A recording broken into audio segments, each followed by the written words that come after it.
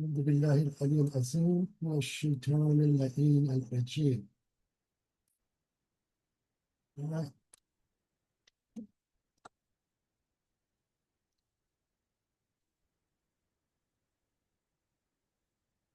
Jeff joining.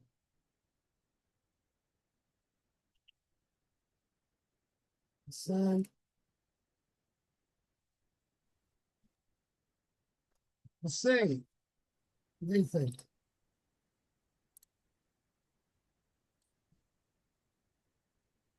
All right, who else is coming?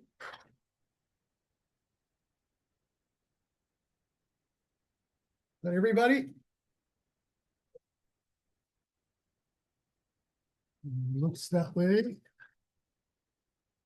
All right, everybody. Thanks for everybody coming here on our first session of the Ibn Arabi Redux, where we are starting with Dawood Qaysari's muqaddima to his 12 principles or introduction to his own massive commentary to the Bezels of Wisdom before we actually read the Bezels of Wisdom itself. I thought this was a good way of doing it because traditional teaching of Ibn Arabi, especially in the Hausa system in Iran and in a few other places, usually begins by starting with this very commentary itself. I hope you have read the introduction because I'm not going to cover it here because we have a bit of a reading to do. And then if you have any other questions, we can broach all of that during the question time. But I think that it is important now that we read this first, especially since we finished the Mullah Sadra course. There is probably a better familiarity with people to some of these concepts. If I had started the last one with this, I think people would have been a little bit put off or lost. But because we have a familiarity with a lot of these concepts, you will immediately identify with some of the things that Qaysari is saying here in his muqaddima. Anyway, let me start, and then we'll get into the question time. So, in the name of God, the compassionate, the merciful, Bismillah ar-Rahman ar-Rahim. All praise be to God, who individuated the archetypes through the eternal, holiest emanation and determined and completed them with his knowledge in his unseen essence. He blessed and graced them by sprinkling the light of theophany upon them. He manifested them through the keys of the treasuries of bounty and generosity from the depths of the unseen and the abode of non-being. He bestowed generously to each according to its receptivity, engendering the possible entities, decreeing their manifestation in the raiment of the divine names, arranging them through his wisdom, and perfecting and establishing them. So glory be to him who revealed his essence to himself. Then he manifested Adam and appointed him vicegerent over the manifestations of his names, described as the world. He summarized and concealed in him every reality so that he would be the form of his comprehensive name, the mighty and magnanimous, and the bearer of mysteries of the omniscient, the all-knowing. So he reveals himself through him and thus becomes known. Blessings upon him who is the supreme name or the greatest name, Al-Ism al-Azam, who speaks from his station, I am the master of the children of Adam, and has been sent with the message to the best of nations, and blessings upon his progeny and his chosen companions among the Arab and non-Arab, those who lifted the curtains of darkness through their lights, and upon their inheritors among the perfected saints, the wayfarers on the clear path, were aware of the truth by way of mysteries and wisdom. Thereafter, or Amma Ba'd, says the weak servant, Dawood ibn Mahmud ibn Muhammad al-Rumi al-Qaysari, original born as al-Sawi, may God give him success in both worlds. God unveiled for me the lights of his secrets, lifted the curtain from the vision of my heart, aided me with the divine assurance and the communication of his symbols, and granted everlasting success by the bestowal of his treasures. Providence allowed me to be at the service of the perfect master authority, sage, and mentor, unique in his time, singular in his era, the pride of the Gnostics, the apple of the eye of the monotheists, the light of the verifiers, the epitome of the creed, truth, and religion, Abdul Razak Jamaluddin Abdul Qanaim al-Kashani. May God sustain those who benefit from his blessed breaths, illuminate the hearts of his students and companions through his Gnostic sciences. The group of brethren was busy in attaining perfection, seeking the secrets of the possessor of majesty and beauty when he, Kashani, began the exposition of the fusus al-hikam, which was given by the Prophet, peace and blessings upon him, to the perfected Sheikh, the reviver of the creed, truth, and religion. May God be pleased with him. God had granted me an understanding of meanings possessing brilliant luminosity and inspired me of significances containing lofty mysteries. He showed me in my inner secret a bearer of good tidings who would lead me to my gnosis of this book. I was singled out among my companions to have received knowledge and acquired meanings without prior reflection and learning. It was assistance from God, the generous, and a grace from the all-merciful Lord, because he affirms by his support whomever he wills from among his servants, forgetting success in the mystery of his origin and return. Since the knowledge of these mysteries is dependent on the knowledge of the tenets and principles that are agreed upon by the exponents of this group, I set out to explain its chapters and elucidate its principles that are built on the principles of oneness or tawheed, to which this path is attributed. One whom God has granted success and blessed with understanding may come to know the most of the principles of this discipline. Thus, I have explained them in 12 chapters. Chapter 1, on being and that it is the truth. Fil wujud wa innahu wal haq. Know that being, al-wujud, qua being, is neither external existence nor mental, since each one is a type of existence. Let me just take a sip of water.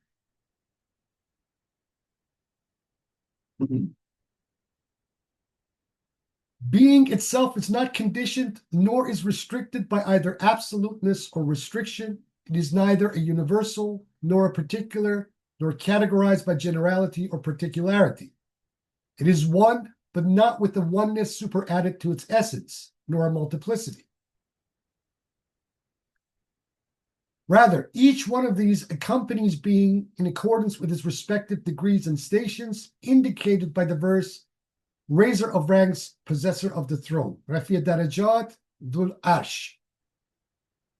Being, therefore, wujud, becomes absolute, limited, universal, particular, general, specific, unitary, or multiple, without experiencing any change in its essence and reality. It is not a substance, johar, because a substance is an external entity that does not inhere in a locus, or a quiddity, which were to exist would not exist in a locus. Being is not so. Otherwise, it would be like specific substances which need being and its requisites for its realization. Nor is it an accident because it is defined as an entity that inheres in a locus, or a quiddity which were it to exist in a locus. Being is not an entity in the sense that it has a being superadded to it, let alone inhere in a locus. But its existence is essential and established by itself and not by something separate from it mentally or externally.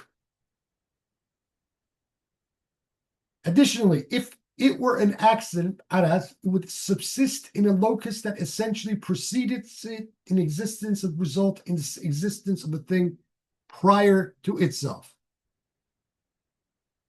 Moreover, the existence of both substance and accident is superadded to them, whereas it is not possible for being to be superadded to itself, since it is used to define both of them, giving that being is more general than and separate from either substance or accident. Being is not conceptual as posited by the unjust, for it is realized in itself in the absence of perceivers or their concepts, whether they be intellects or otherwise. As mentioned by the Prophet, God was, and nothing was with him. Kana Allah wa lam yakun ma'hu shay'.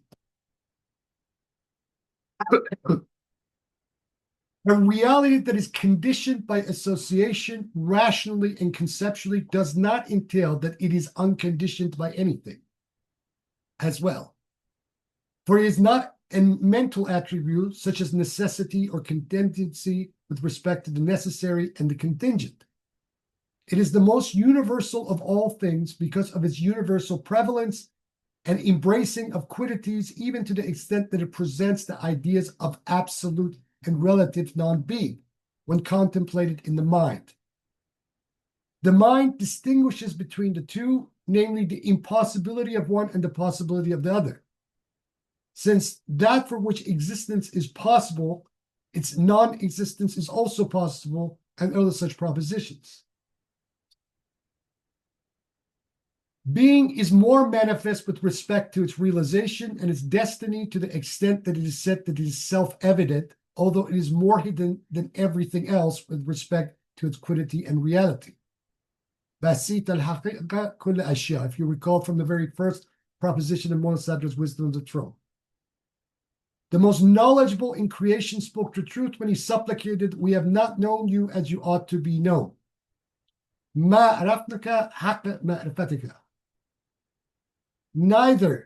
Nothing either in the mind or in external existence is realized except through being, for it encompasses all things by its essence through which all things are sustained. Were it not for being, there would be nothing in existence, either externally or in the mind, so it sustains all things rather it is one with them. So it sustains all things, rather it is one with them. Being is the one that reveals itself, yatajalla, in its different degrees and manifests through their forms and realities, in knowledge or external reality. Being is called quiddity, mahia, or the permanent archetypes, ayana thabita, as will be discussed in chapter 3, God willing. There's nothing intermediate between being and non-being, just as there's absolutely nothing intermediate between an existent thing and a non-existent thing. Quiddity, however, is intermediate between its specific existence and non-existence. Something that is purely conceptual does not have realization in actuality. Nafs al-arb, or objective reality, is another way of translating that term, nafs al-am. And the present discussion concerns that which has realization. Being has neither contrary nor like, since contrary and like are two existences that are either opposed to each other or are equal to each other. Being, on the other hand, is different from all realities, because the existence of their opposite and the realization of their like is utterly separate from it. This is indicated by the verse, "Laisa ka mithlihi shay," nothing is like unto it. Being, qua being, is one, therefore no other being can be realized facing it. Though being contraries are realized, through being contraries are realized and likes are sustained. Indeed, it is being that manifests itself in the form of contraries and other forms, necessitating the joining of both sides of a contradiction. Each side of the contradiction negates the other. The difference between the two sides is only conceptual. However, in being, all aspects are united, since the manifestation, hiddenness, and all contrary existential qualities are annihilated in being itself. So there's no distinction except conceptually. Privative attributes, despite their belonging to non-being, also pertain to being from one point of view. Each of the differing aspects with respect to their mental existence is the identical with all others. And since both contraries are joined in being itself, they're joined in mental existence as well. Since were it not for the existence of both in being, they would not have been able to join. The inability of both to join in external existence, which is one type of absolute being, does not negate their joining in being qua being. Being qua being does not accept division and partition essentially in the mind or in external reality, for it is simple. That's it. It therefore does not have genus, gens, differentia, fasl, or definition, had. It does not accept intensification or decline in its essence, since both are conceivable only with respect to either static accidents such as blackness and whiteness, each of which adheres in a separate location, or non-static accidents, which are oriented in a certain direction, such as increase and decrease in the case of motion, and non-increase and decrease intensity and weakness. Each adheres to being in accordance with its manifestation and hiddenness in some of its degrees, just as it occurs with static essences such as bodies, or non-static essences such as motion and time. He is absolute good, huwa khayr mahsin, and everything that is good from him by means of him and subsists through his essence and for his essence, since he is not in need of anything other than himself for his realization. For he is subsistent, body, and established by himself and establishes all others. He has no beginning, otherwise he would be in need of an existing cause for its coming into being, for he would be contingent. He has no end, otherwise he would be subject to non-being, and thus described by its opposite or undergo inversion. He is pre-eternal and everlasting, the first, the last, the manifest, and the hidden, because all that is manifest in the visible or hidden in the unseen returns to it. He is omniscient with respect to all things, because he encompasses all things by his essence. The acquisition of knowledge by any other knower takes place through him, so he's more entitled to it. In fact, all perfections are necessary for him, and all attributes are established by him, such as life, hayat, knowledge, ilm, will, irada, power, qudra, hearing, sam, vision, basar, and so on, for he is the living, the knower, the one who wills, the powerful, the hearing, the seeing, by his own essence, not by means of anything else. Since through him all things are attached to their perfections. Moreover, he is the one who manifests through his theophanies and transforms in various forms of those perfections. Being follows essences because they are specific existence, subsumed in the degree of singularity, or rather the exclusive oneness, al-ahadiyya, and manifest in the degree of unity, or the inclusive unity, al-wahidiyya. Being is a unitary reality in which there is no multiplicity. Multiplicity of its manifestations and forms do not violate the unity of its essence. Its individuation and distinction are through itself, not through individuation superadded to it. Since there's nothing in existence and contrary to it that shares with it in one thing and becomes distinct from it in another. That does not conflict with its manifestation in specific degrees, being that it is the origin of individuation of all the names and attributes and their manifestations in the divine knowledge and the external world. Let me take a sip of water.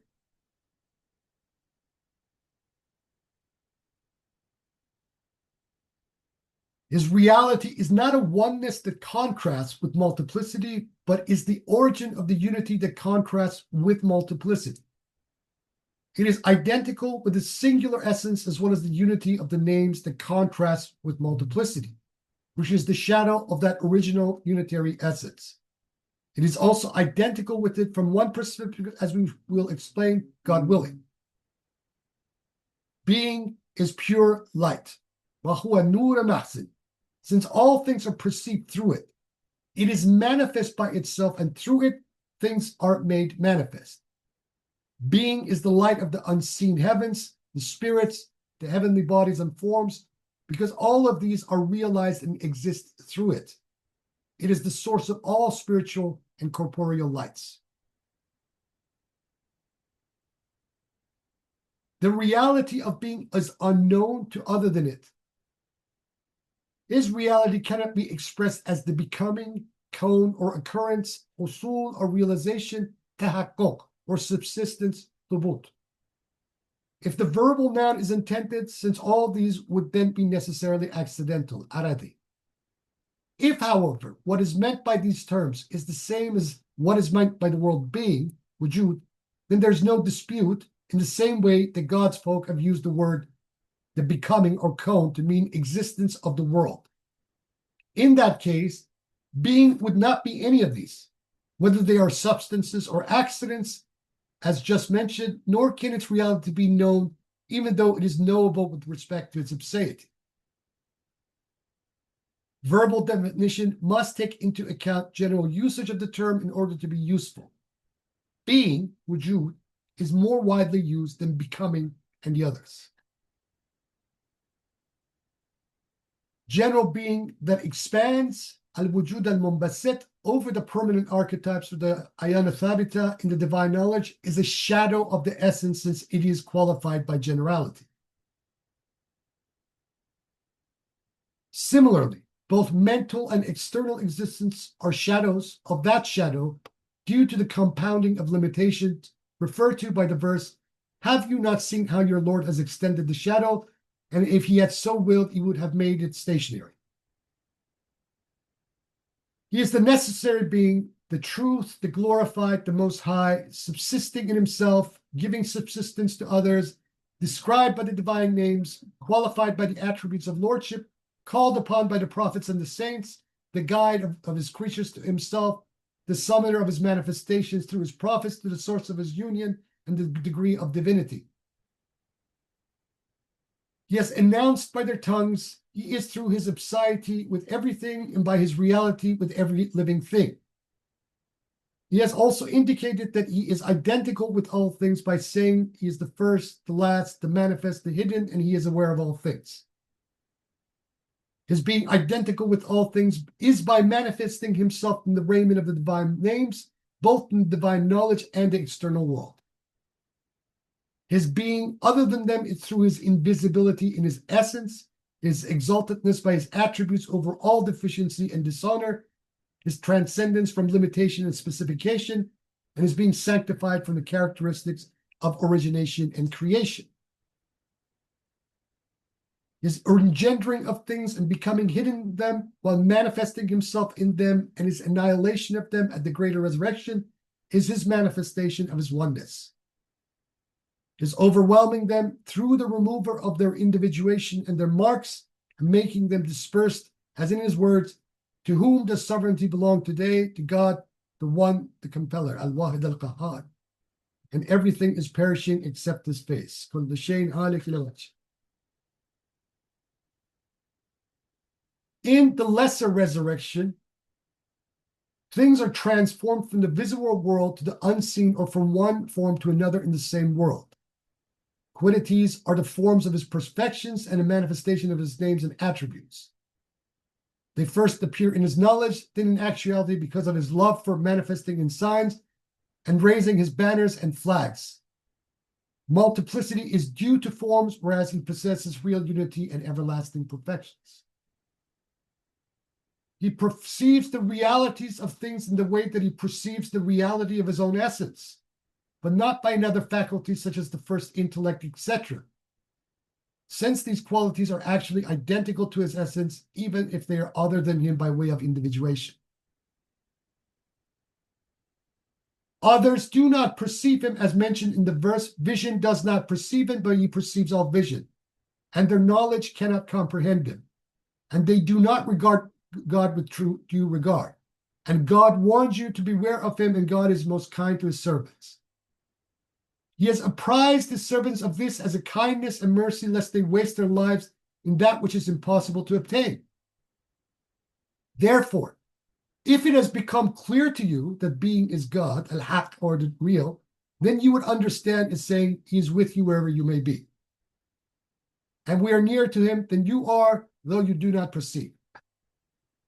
And in yourselves do you not then perceive?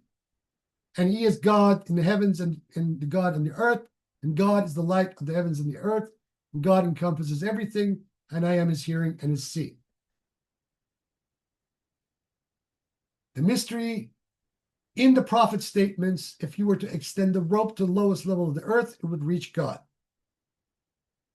And similar enigmatic statements point towards oneness, tawheed, or unicity in the language of illusions. This is where we're going to leave it for this week. and then I will tell you how much more of this to read for the following week. So I'll leave it here for now and open the floor to questions.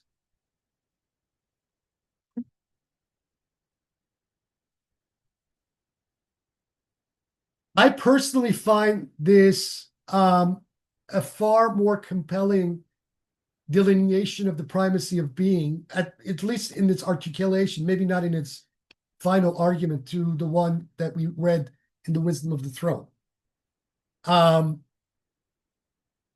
It's succinct, and what Qaysari does with his first section, in some ways, basically contains the first two sections, or first mashriq and a half, the first half of the second mashriq of the Wisdom of the Throne in a very succinct way. What Mullah Sadra to me seems to do in the Wisdom of the Throne as compared to this is flesh out a more fine argument of what Qaysari is saying. But to me, what Qaysari is saying is at least both, it's more easier to follow what the primacy of being actually means. And it's easy, it's much more simplified in its stating, especially in the Arabic when you read it.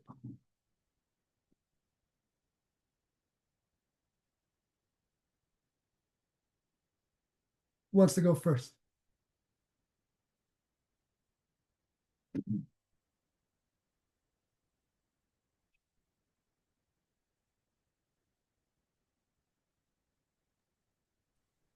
Okay, I will. Go for it. You already mentioned it. I'm not sure where I was going to go back and reread a bit, but instead of doing that, I'll just say that you mentioned the exclusive oneness and the Yeah. inclusive unity. Sorry, the One. inclusive oneness and the Yeah. exclusive unity.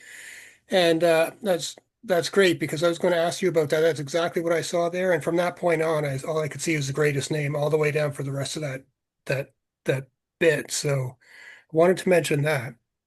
And it actually really elucidates the greatest name, like, so very well. And so there's that. I don't really have a question. I'm sorry. I'm just kind of making comments here. That's fine. It's what this is for. I I really love this thing here too, where God loves to, what does he say? His love for manifesting his signs. I laughed out loud when I read that. Yeah.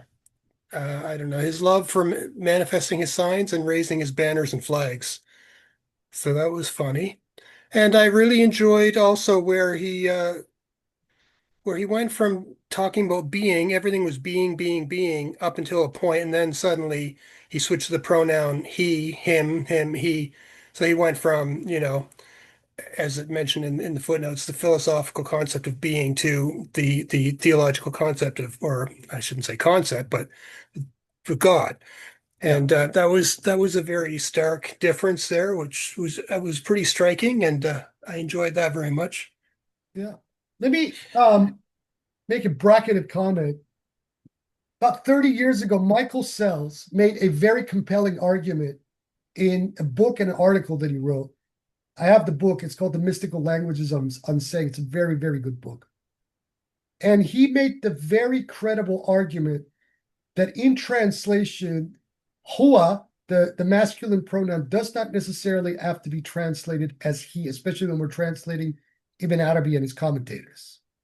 Yeah. That it is probably more semantically and linguistically correct to render it by it. So this is what I started to do. This was going back to about 1993 when that book first came out.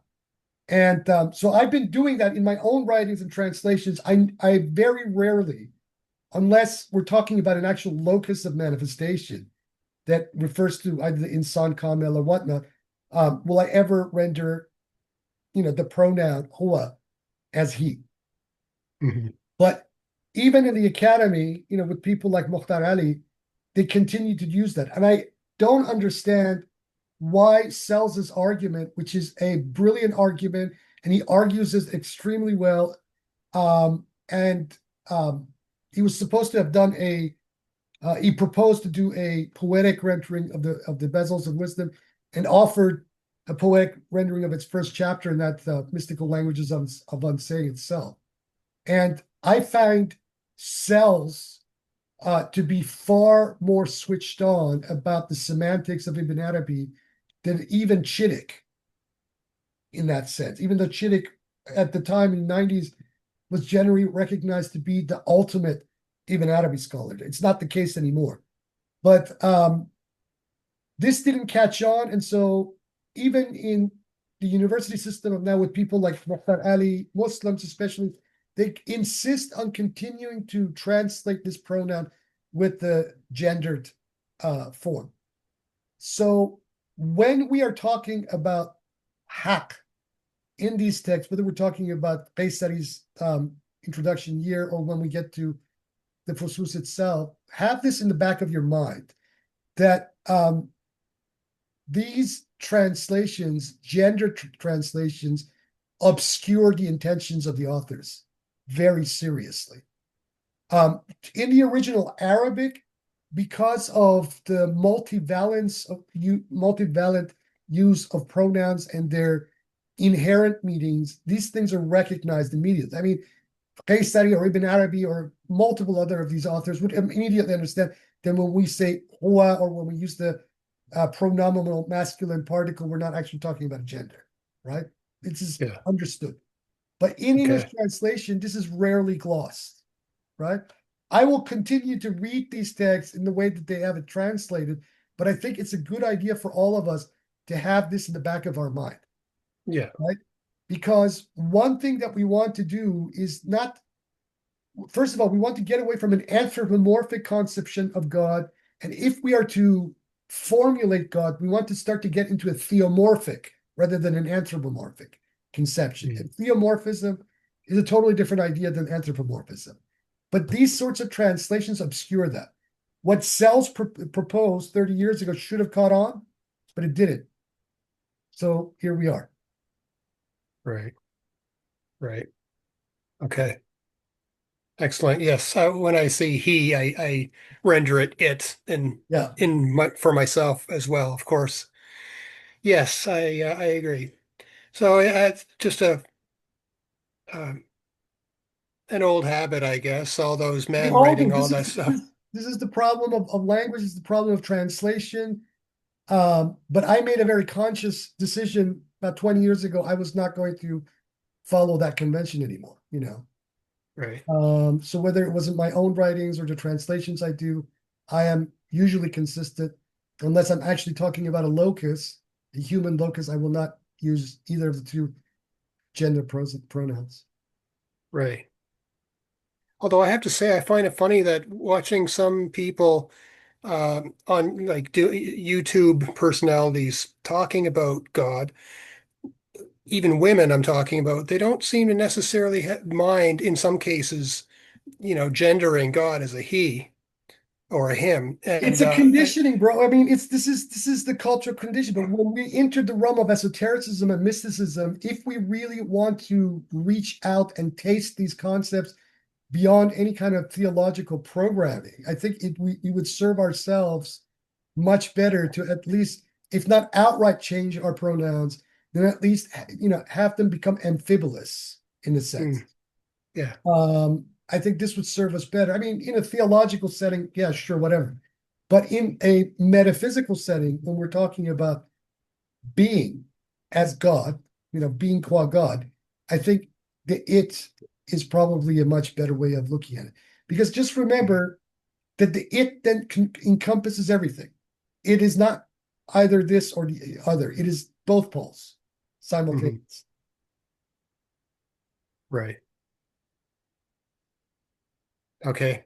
That's all I have to say for now. Thank you. Sure thing.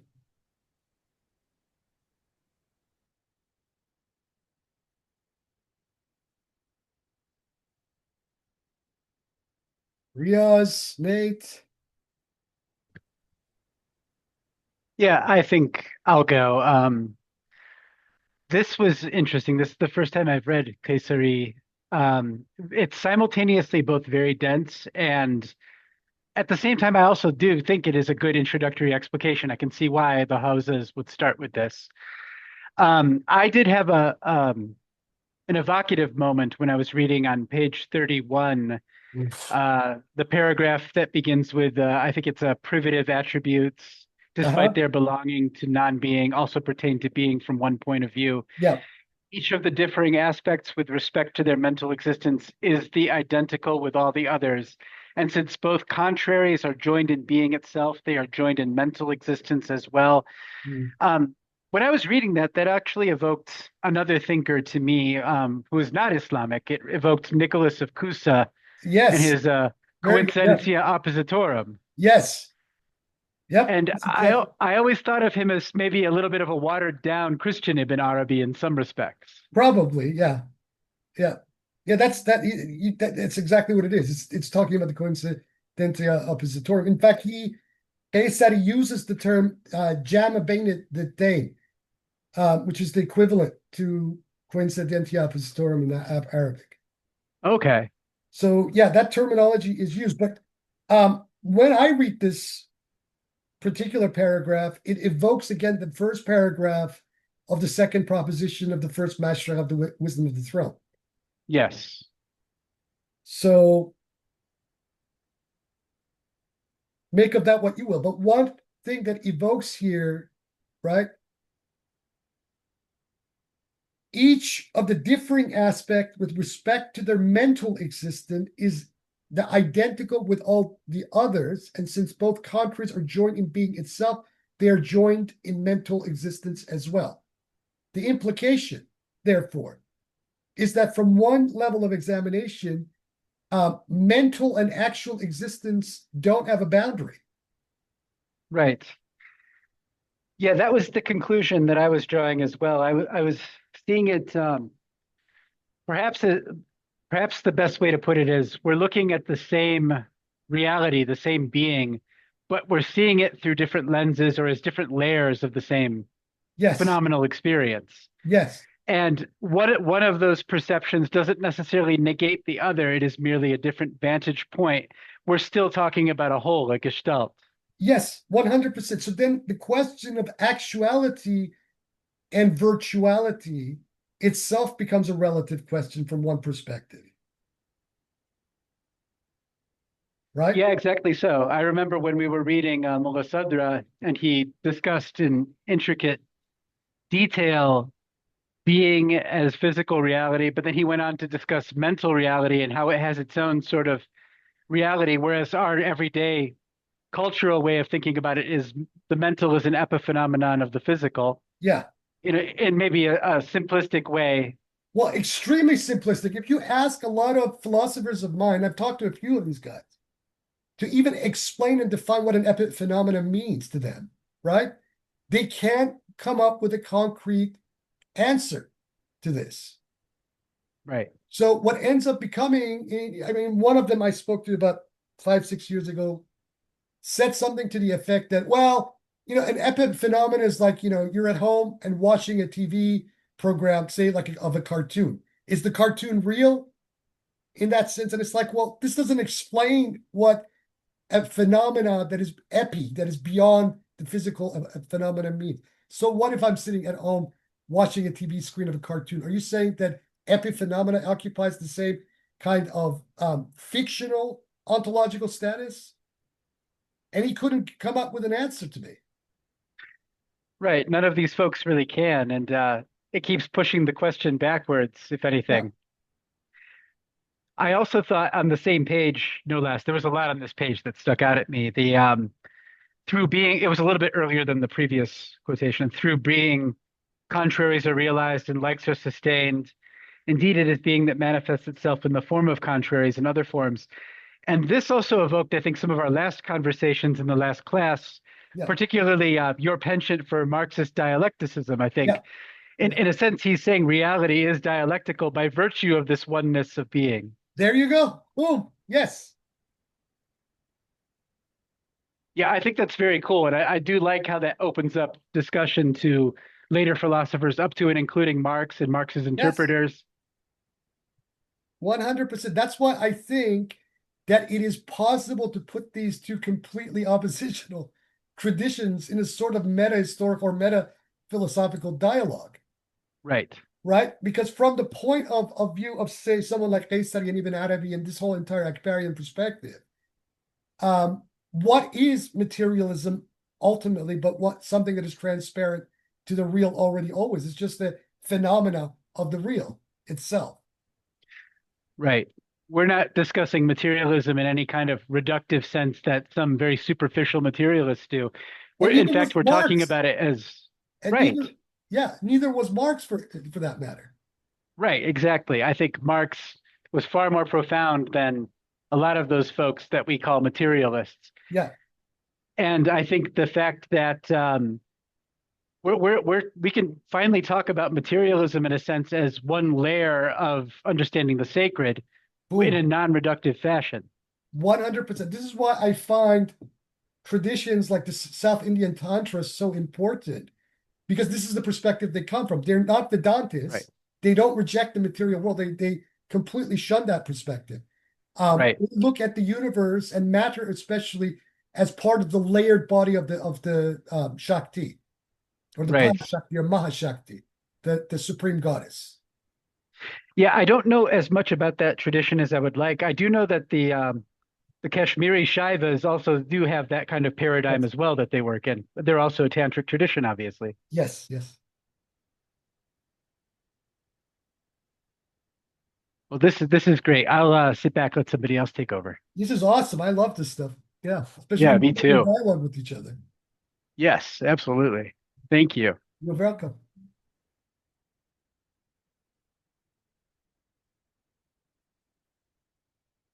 Who else? Riaz, Hassan, Hussein.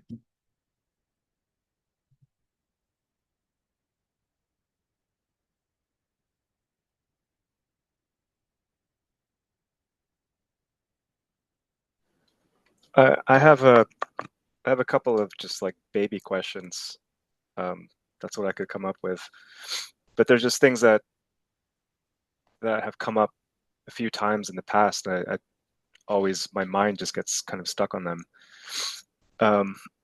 One is, and I can't find the passage, but there was a passage about, you know, no one can know. I think it was about he was talking about concepts, or being is not a concept, like the unjust say. Let me see if I can find it.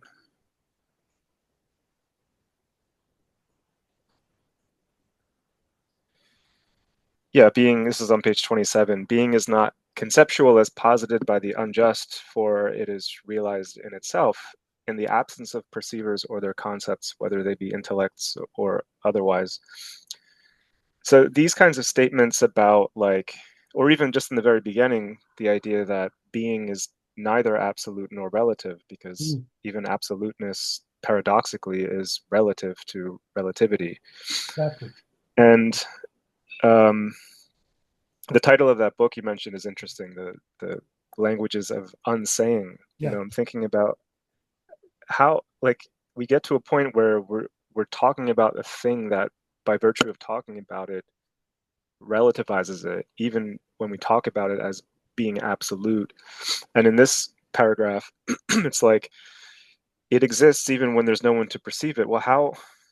The only way that I can imagine like a verification or confirmation of that is if you became it.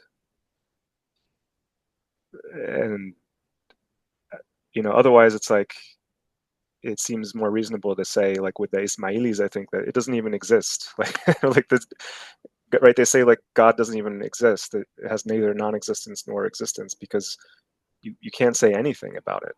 And so it just leads to these weird kind of paradoxes. Yeah.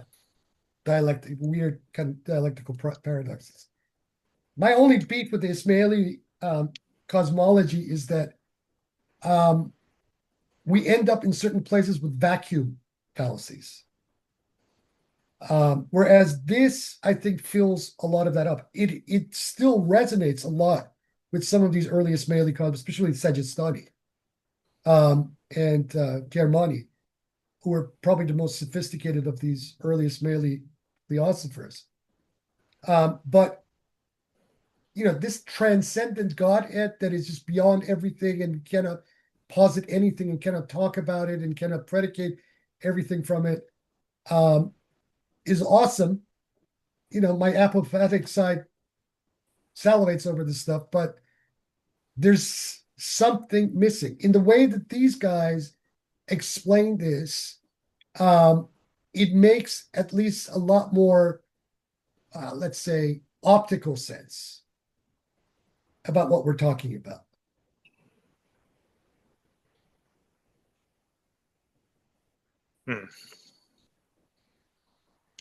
Yeah, well, all I can think of is that idea of like in fana, if you were to experience that, then or in if going back to Mullah Sadr, some of the things that we talked about, that it's it's like the inability, it's like our inability to know it is the kind of knowledge. It's like this, but it's an experience. It's not conceptual. It's an experience of not being able to relate to it or something along those lines.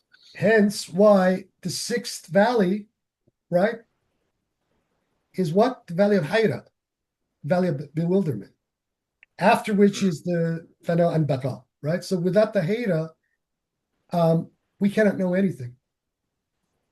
So you can go through all, the valley of search, love, all kinds of other places. But until you come to the place of absolute bewilderment,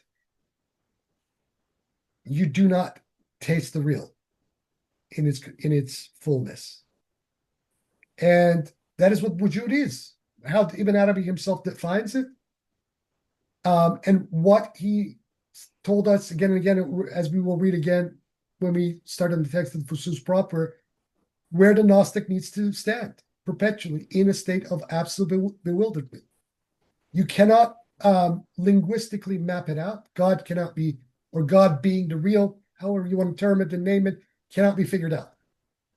And because it can't be figured out, that means it cannot be languaged. Which is why my Wujudi Akbarian Satrian side has such a problem with Martin Heidegger's formulation of language being the house of being, and why I flipped that on its head. Because I just thought it's stupid what Heidegger is saying from my perspective. Yeah, it is. I mean, I don't know. I think for me, there's a bunch of questions about what he means by language exactly. If it's conventional or if it's some kind of, I think there could be like a more generous interpretation of Heidegger as saying something like it's being itself that is like housing itself in language or something like that. Well, from one, I mean, you can then why didn't he phrase it? Because with Heidegger, Dasein is finitude. It's not God. And he's very unequivocal about that in many places, that he's not talking about God, even though most of his ontology comes from Eckhart and Rosebrook and some of these German Neoplatonists, but he then kind of temporalizes and horizontalizes. But if Dasein or Sein in Heidegger is finitude itself, so why not then formulate the question by saying that the thrownness, the Geworhenheit, is by virtue of its thrownness is generating language as a way to understand itself, right? And so if you formulate it from that perspective of finitude, but Heidegger doesn't formulate it that way. He leaves it as a very open-ended kind of thing when he makes that statement in his letter on humanism. And this is why when I read that letter on humanism, then you go back again to whether it's being in time itself or what is metaphysics. And you look at him and it's like, this is a circus, what this man is talking about. This is just word salad. Heidegger, in my opinion, didn't even understand the concept of being. I mean, you take this right? Especially in its original Arabic. And even Mullah Sadr is the first mashriq of his Hikmat al-Arshia, and even Sabzavari's first couple of chapters of the Shah Manzumeh, and then try to read it alongside Heidegger. The Heideggerian ontology just collapses. It can't follow and hold up to what these guys are talking about, the kind of dialectics that they're engaging in. Mm-hmm. Yeah, I don't know. I'm really. I'd like to keep talking about that. Yeah, sure. Because I really, I see a lot of value in like Gadamer, for example, who's sort of basing Gadamer is great. Gadamer's hermeneutics is great. The way that he applied Heidegger to hermeneutics, I give the man his due. But if we're talking straight ontology, right? There's a problem here in trying to get these two, the Heideggerian ontological framework, to talk to this kind of ontological framework. Mm-hmm. Mm-hmm. Yeah, I mean, I take that. I just take it from Corbin, who says, like, the way I read Corbin on Heidegger is he's very gentle with him. He just says, like, he got it, but he didn't go far enough. Like, Yeah. It's just like he didn't intensify being.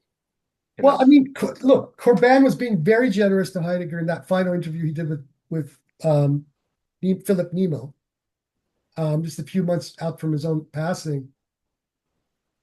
But if you read the interview, especially if you read it in the French, Corbin has his tongue firmly in his cheek, and it's very obvious that he doesn't want to come out and just outright denounce Heidegger and say, Heidegger was full of it. He's not going to do that, particularly given the fact that Corbin himself was Heidegger's translator in French, is what is metaphysics. So, but when you read that entire interview, and especially as Nemo keeps pressing him on Heidegger, and the kind of subtle answers that he responds to his interviewer, it's pretty obvious that Corbin was like not taking Heidegger seriously. He just basically didn't get it. Yeah, it's a good place to start. You should read Heidegger. But what we're talking about with these philosophers from Iran and the Islamic world is way beyond Heidegger.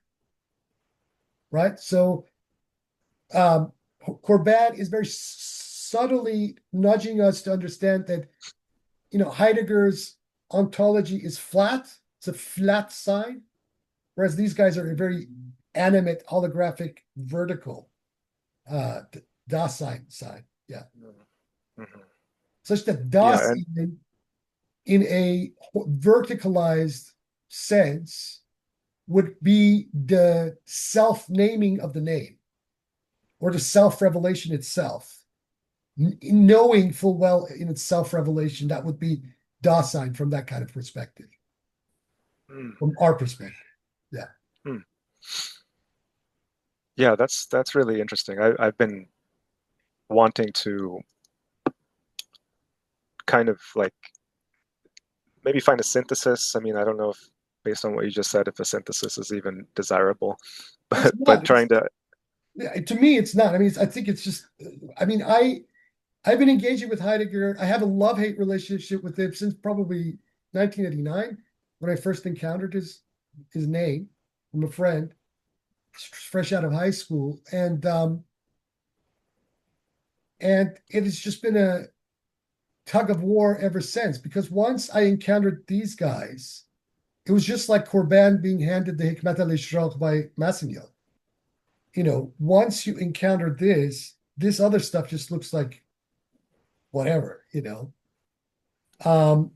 and when one gets access to these sorts of texts from the Akbarians, and then Mullah Sadr, obviously, the extremely nuanced, dialectical, and complex analytical way in which they deal with the topic of being, fully cognizant of all the dimensions that need to be discussed over the question, it makes Heidegger's being in time look like a joke. It looks like and this is the problem with Western philosophy, is that Western philosophy from Descartes to now has been stuck in temporality. It doesn't even want to consider the question of atemporality. If they do, then they get consigned as theologians, not philosophers. Whereas with these people, this whole question, even if we take the specific theological religious element out of their discussion, that verticality still has a presence. And this is why in a lot of Western philosophy, figures like Plotinus and the Neoplatonic school are seldom taken seriously by analytical philosophers and are relegated to classics in philosophy departments, right? And this tells you the bias, the disciplinary bias at work. Whereas when you read Plotinus's Aeneas and some of the deep dialectical stuff, language and analysis that Plotinus provides in his Aeneas, or some of his successors, especially Proclus, you have to ask the question, well, why isn't this taken seriously as a form of analytical philosophy, while all this other stuff, contemporary stuff, is taken as serious analytical philosophy? Why?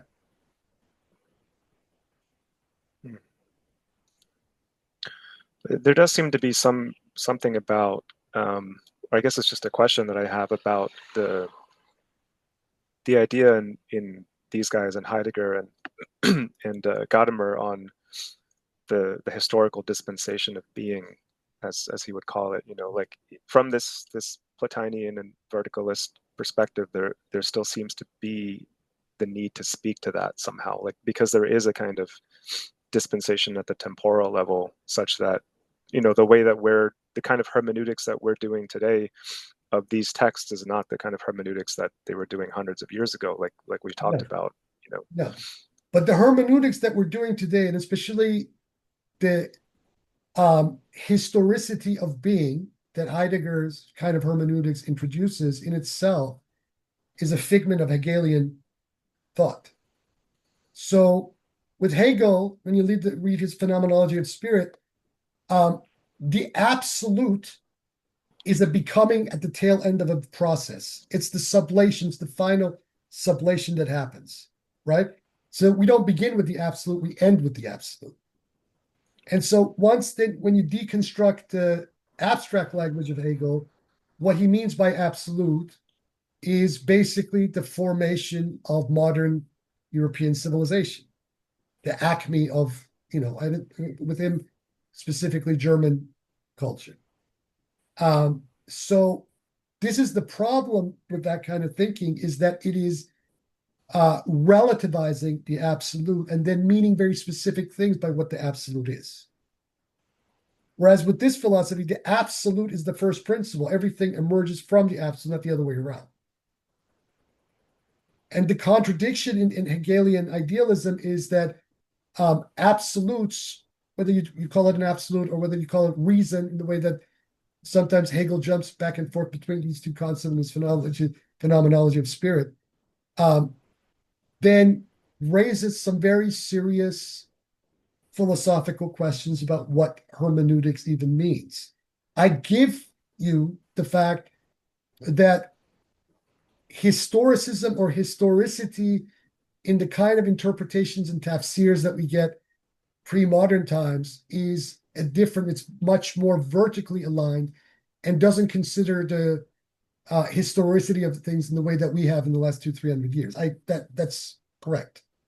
But even if we consider the historicity of things, right, this still does not establish the kind of Hegelian axiom that is presupposing much of this hermeneutical turn that we get since Heidegger, or in much of contemporary hermeneutics. In my opinion, that's a fallacy, because the premises of its argumentations are coming from very specifically circumscribed registers that philosophically I don't accept. Okay, that's really helpful. The other baby question I had was just about this idea of God being absolutely good. Hmm. Yeah, I don't know. I like this idea that if it's absolute, it transcends various distinctions, and yet we're still left with this idea of goodness, goodness in this absolute sense. Hmm.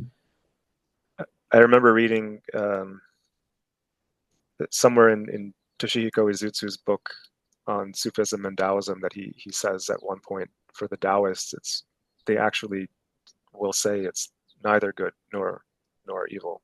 Like they Yeah. have this concept of it's because it has to be if we're saying that it's transcending opposites and dualities. Hmm.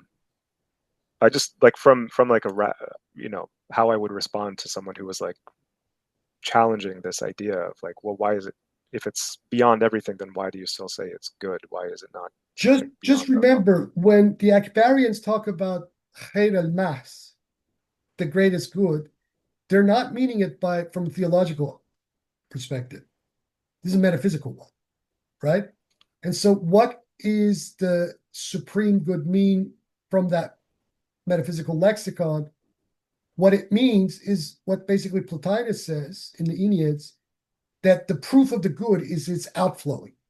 So the fact that, or to put it in Akbarian terms, the fact that wujud does not cease producing mawjudat, right? And that it sustains everything, even if phenomenologically in the phenomenal world we experience things as being bad. That is the evidence of the supreme good. So the bad in a relative sense is just completely very relative, circumscribed, delimited. It is as the relation between wujud and mahiyya, being and quiddity. Or even better, the relationship between a substance and its accident. Okay. Yeah, that makes sense of the reasoning in that paragraph too, because that he gives a reason there why, to my question, he says why it's absolutely good, but I wasn't sure how I wasn't sure how the reason was actually a reason for that conclusion, but that is what he says there, more or less. He subsists through his essence, and for his essence, he's not in need of anything other than himself. So it's that like generosity, that pure abundance and independence. So good in that sense, and not in a moral sense. Yeah. I think Okay. moral. We got to be when we talk about the moral good. We got to sometimes be careful to distinguish it from the metaphysical good. These two sometimes get confused or subsumed into one another. They're subtle, but I think if we start to understand the difference between the ethical good versus the metaphysical good, I think this will start to help. The Akbarians, and as we move a little further into this part, implicitly, I think Qaysari will start to kind of put his finger on the difference between these two. But if you take the substance accident distinction just as a kind of a placeholder, look at the substance as the good in itself and the accident as kind of what, the bad or the relative good or the relative whatever. I think this is one way to start to understand the difference between the metaphysical good and the moral good. Oh, I see. Because one occurs on an atemporal level and the other one is a temporal manifestation. So what is subject to the laws of the temporal, is not subject to generation and corruption, kaun wa fasad, whereas the other one is. That's why I said, I think it was in the last class, that I think it serves us better to look at this question of ethics and morality from a causal perspective than anything else. And here, I think we can do that by juxtaposing the atemporal with the temporal, and then realizing that in the temporal unfoldment of things, this law of generation and corruption is in operation. So once we see that, then we can then neatly start to understand why, the khair has the shar, the good as the evil, as its kind of antagonist. And within the fusus al-hikam, Ibn Arabi explains that, that at the level of the universal nature, this is where all the dualisms or the phenomenal dualism starts to unfold. And it's part of this construct, as it were, of the universal nature, the realm of the universal nature. Mm-hmm. Mm-hmm. Yeah, I also, I think once we get to chapter 12, there might be more about this, because in the introduction he mentions because there he's talking about the contraries also, but he talks about justice as being some kind of like we were talking about balance. Like justice seems to be that attribute that balances the contradictions. Yes. It was tantalizing. I wish that's what I was really wanting to talk about, but he just kind of mentions it. But yeah, he does. Yeah. Okay. Thank you. No worries. Hassan, did you want to see anything before we wrap it up? The first thing, here it says it doesn't accept intensification or decline in its essence. Compared to the conception of Tashkikul Wujud of Mulla Sadra, would there be any contradiction between No. the two? No. That's a good thing that you brought this up. This is very important. There's no contradiction from a very simple point of view. He's talking about the thought, right? But the thought is the core. What emerges or emanates from it is in a sense, from a relative point of view, is derivative. It's like the difference between the Faiz al-Aqdas or Faiz al-Muqaddas, or if you want to look at it from the the wujud al-mutlaq la bishart and the wujud al-mutlaq itself, right? What we were talking about before with Hussein, where even this concept of absolute is relative to something, and that is when we talk about the essence, even to predicate absoluteness to the essence is confusing. It's actually quite wrong to look at it from those terms. So what is going through the tashkik, through the modulation, is the movement of being, not the core or the essence of being. These are two very different perspectives. Okay. The next one, just to find it. Again, it is the ayat of the shadows. It's Which not page? so much. 37. When general being that expands al-wujud al-munbasit over the permanent archetypes in the divine knowledge is a shadow of the essence, Yep. since it is qualified by generality. Exactly. Similarly, both mental and external existence are shadows of that shadows, and so on and so on. Yep. So this figure. This also answers your previous question. The tashkik is occurring at the level of the wujud al-munbasit, right? Not at the level of the thought. And which this metaphor, this comparison seems very powerful to me, because then it continues.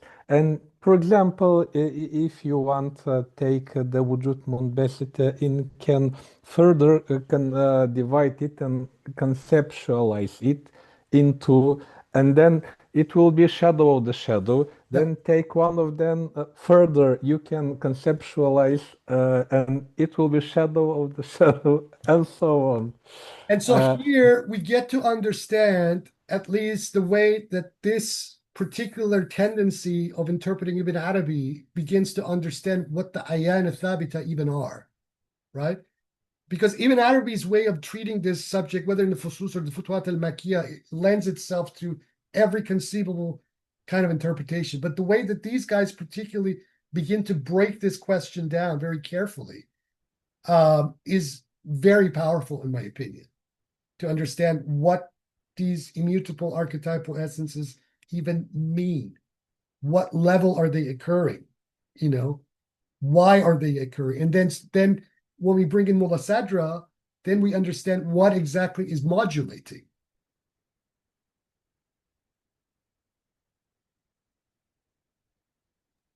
Okay. Again, and the same topic that here the shadow is given in a positive manner. That it is the shadow of wujud. It is not the darkness which is taught as evil and so on and so on. Yep. And It's a they vil. in the It's a vil. There's a Ibn Arabi actually discusses this in one part of the Futuhat, that there's a difference between vil, shadow, and dhulma, darkness, right? He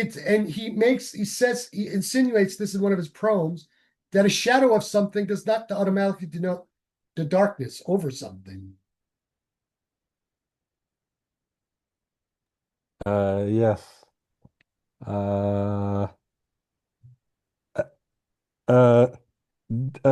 One anecdotal. He says if you were to extend a rope to the lowest level of the earth, it would reach the God. That Allah Ta'ala, it is simultaneously al-a'la, but in some sense also with all the asfal. Adna, or here adna, or ulya. Because just I listened yesterday to one video record. One professor of Arabic language, it is explaining when he was in school as a little child, one of his co-students, it was to memorize the والتين والزيتون وطور سينين وهذا البلد الأمين لقد خلقنا الإنسان في أحسن تقويم. But he had a weak memory.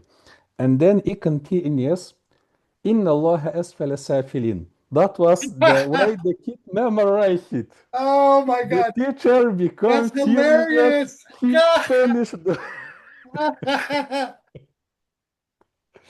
But in the Akbarian framework, But in Akbarian, oh my God, I would have exploded. Were you there, or was this on television or on YouTube? Yes, it is on YouTube. Oh my! Send me a link. I want to see this. Okay. And just last one, Sayyidi. Sure. It is in the introduction when page 15, when there is some explanation again of Al-Fayd al-Aqdas and Al-Fayd al-Muqaddas. Do you agree with the explanation which is given? Page 15 from the third row. According to Ibn al-Arabi, the manifestation of being occurs initially through the holiest effusion, al-Fayd al-Aqdas, bringing forth the divine names. Then through the holy effusion, al-Fayd al-Muqaddas, bring forth the permanent archetypes. But the divine names, they are the level of Fayd al-Aqdas, and the A'yan al-Thabit, they are the level of al-Fayd al-Muqaddas. He could break, and we can even then explain this even more easily than that. This is what he says is right. So the al-Fayd al-Aqdas is the level of the Mashiach, level of the divine will, and the Fayd al-Muqaddas, in where the Ayan al-Thabita come into being or distinguish, or is the level of the Irada. So one is the kun, the will. Mashiach is the kun. And the other one is fayakun. Okay. Thank you very much. Sure thing. Those were my questions. No worries. Riaz, what about you? Did you want to say anything?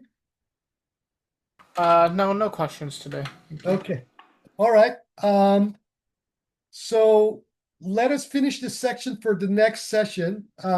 It's about, excluding the Arabic on one side of the page, this is about 10 pages to the end of this first section on being for the next session.